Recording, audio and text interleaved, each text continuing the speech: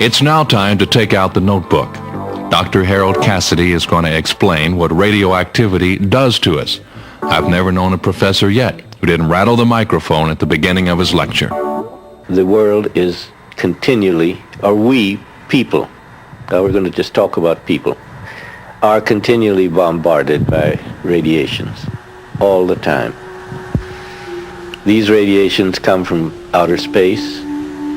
They consist of high energy particles that go ripping down through the atmosphere, knocking electrons out of molecules, ionizing the air, ionizing the molecules along the way, finally slowing down and showering down on the Earth, probably fairly slowly. We are bombarded all the time by radiation. Some of it, as I said, is cosmic. Some of it comes right out of the Earth.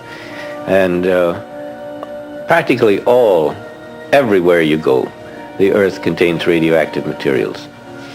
And wood probably contains less than stone. So if you live in a stone house, you may get a little bit more radioactivity than if you live in a wooden house.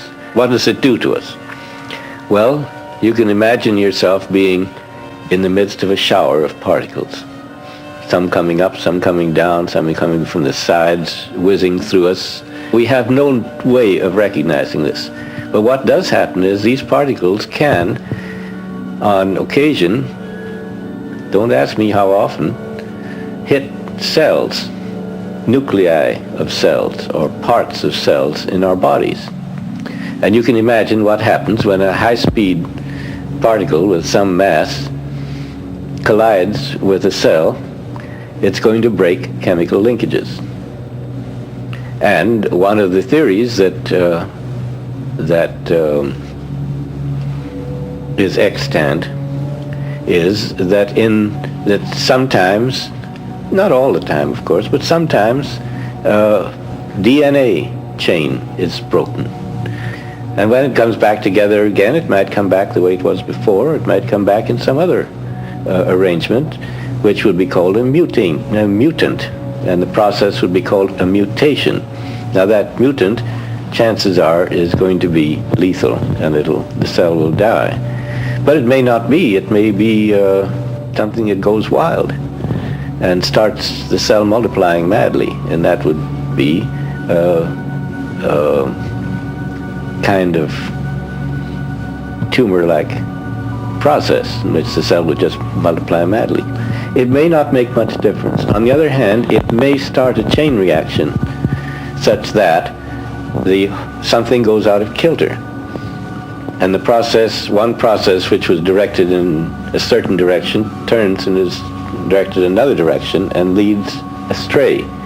Now normally we have remarkable recuperative abilities, but we can't recuperate from everything.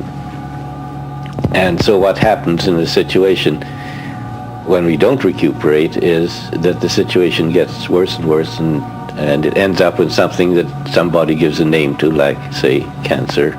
Now the nuclear people say, well, it doesn't matter if we have a little more. And here now we come to a metaphysical principle. How much more? I say no more than we already have. We already have put into this atmosphere, into the world, enough radioactive material to be potentially very dangerous. Dr. Harold Cassidy is a member of Save the Valley Incorporated, one of a dozen opposing groups granted intervener status by the Nuclear Regulatory Commission for the required public hearings on environmental and safety issues. His self-image is one of overseer of the Ohio Valley and River. It's reflected in his home, located high on a hill near the Hanover College campus. He offers a panoramic view with Madison, Indiana, and Louisville, Kentucky just beyond the horizon. We're against it on aesthetic grounds. We think we're also against it on health grounds. We already are living in the presence of two big power plants between Louisville and Cincinnati, not counting the ones in Louisville and Cincinnati. This is one of the still remaining beautiful sections of the Ohio, of the once beautiful Ohio, which have not been ruined. Dr. Cassidy professes that when competent scientists disagree as they do over nuclear power plant safety and design, prudence should dictate. His imagination is inseparable from his knowledge of nuclear science. There is a military reason for not lining up power plants all down the Ohio River Valley, and especially in the case of the nuclear plant, a very important reason. Let's consider a nuclear plant down here at Marble Hill, which has now been in operation for a year. It now has tons of plutonium and transuranium elements of one kind or another and all sorts of radioactive material inside of this building. Well contained, says the Regulatory Commission and the power companies, and everything is hunky-dory. But that place is now a prime military target. And let us assume that there is a war. Let us assume that that plant, now a prime military target, is struck by a missile from wherever. What happens then is that those tons of dangerous material are spread over an enormous area. An area which may be as big as or half as big as the state of Indiana, half as big as the state of Kentucky, a great big radius of a 100 or 200, 300 mile radius. That means that all those people have got to evacuate, those that survive it. Furthermore, you see, a single missile striking a nuclear plant is far more effective than a multiple warhead missile, because its devastating effect is tremendous. All these nuclear power plants which we're building in this country make us absolutely vulnerable to any guided missile that is aimed at those power plants.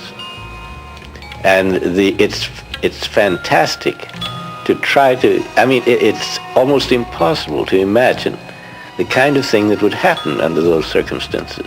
Could you evacuate Louisville? Think of the fellow who is going to come out and say, next week we are going to have a civilian defense model evacuation of Louisville. What do you suppose would happen? At 12 o'clock, everybody drops what he's doing, leave the dishes in the sink. There's a cloud of radioactive material rolling towards us from Marble Hill. What are you going to do? Hop in your car and drive madly as far as you can get? It's quite within the realm of possibility.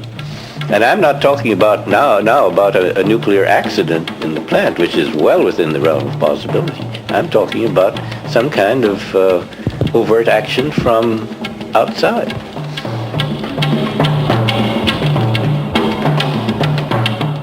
The picture Dr. Harold Cassidy paints is placed in the hands of Mayor Harvey Sloan of Louisville.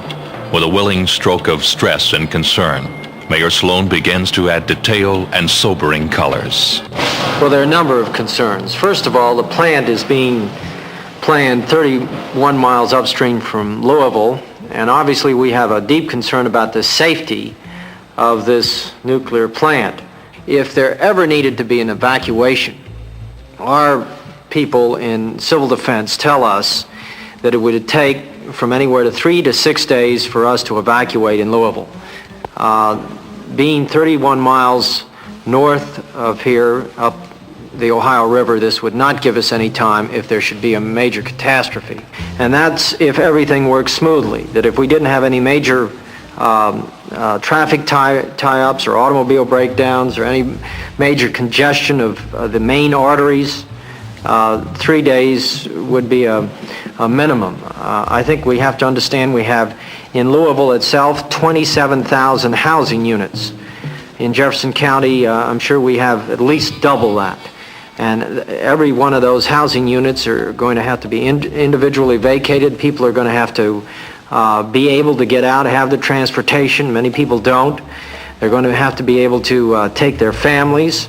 And it's something that's a tremendous undertaking. If there was a meltdown, with a release of a significant amount of radioactive material in the air, and if there was a prevailing wind from that direction, and in fairness, I must say the prevailing winds do not come from that direction, but if there was a wind that came from there, and it does, we would not be able to do it in the short period of time that it would take to have this material come to Louisville.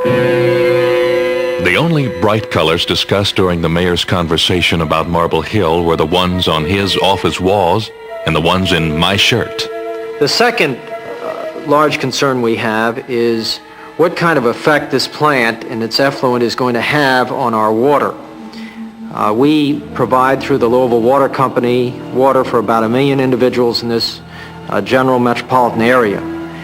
And we're concerned about the safety of that water. We're concerned also about the fact if there should be any adverse air pollution that would emanate from the plant. The third concern, and I think this is one that certainly is unresolved, and the National Nuclear Regulatory Commission does not have an answer, and they've stated so publicly, is how they're going to dispose of the waste and how they're going to transport the waste in a fashion that it's not going to adversely affect communities. Of course, we along the Ohio River are very concerned whether they're going to use barges to carry the radioactive material, what kind of safety impact that's going to have adversely on our community if there is an occasion like what happened in 1972 with the chlorine barge and the almost catastrophe they had there with the locks, and what happens when there is a possibility of sabotage of the nuclear radioactive material or its waste by people who want to use it for uses that are going to be detrimental to the community. Another very great concern that I have is the whole issue of the Ohio Valley being used as an energy generating source for the Midwest. We've asked, and I've sent now 3 letters to Mr. Russell Train, the Director of EPA, about an environmental impact study on the 8 different power plants that are planned now for the Ohio River Valley. This includes coal generating plants as well as the nuclear power plant. And they tell us that they will not have this environmental impact study done prior to the licensing of these plants. And in our estimation, this really is not the approach that should be taken. We ought to know what the synergistic or combined effect of all the emissions from the air and to the water from these plants are going to be to our environment. We appreciate the needs of the Midwest, but also we have a deep appreciation of our own environment and the need to maintain it. It appears that there is some thought that in the future decade or two that there may be as many as 100 power plants along the Ohio Valley area for the Midwest, and I don't think we in Kentucky, Jefferson County, or Louisville wish to be the Ruhr Valley for the Midwest of this country. The Ruhr Valley, which the mayor refers to, is a product of old country negligence. It's the important German mining and industrial region centered on the Ruhr River, which flows into the Rhine.